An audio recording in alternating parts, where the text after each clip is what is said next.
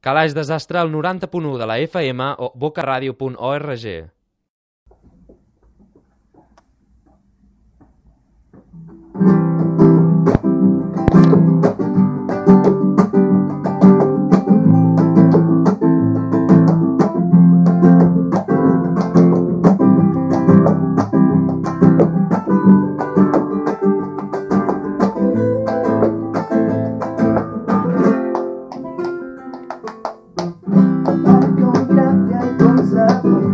Liberando inspiración a contaros como el soñador, un poeta sin sentido, el artista sin pincel, que por los alrededores da placer.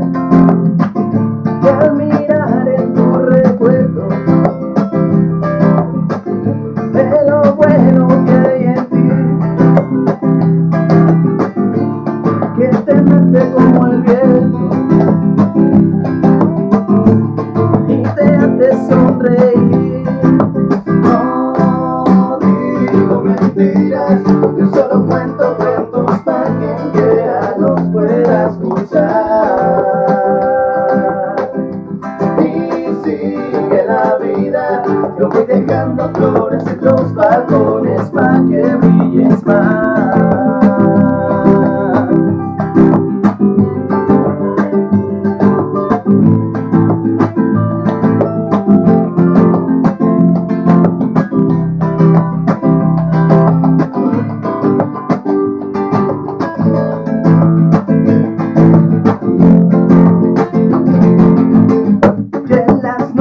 De calor, él se arma de valor, regalándole a la gente su canción, ya sea dentro de un libro o en la vida en general. Solitario su camino se irá, esperando que algún día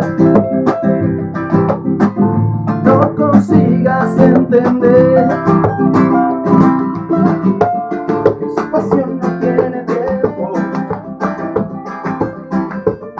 y te quiere sin querer. No digo mentiras, yo solo cuento cuentos para quien quiera los pueda escuchar.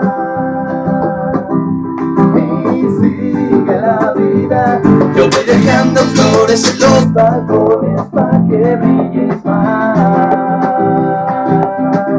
No digo mentiras, yo solo cuento cuentos para que quiera los pueda escuchar. Y sigue la vida, yo voy dejando flores por todos los balcones para que brilles más.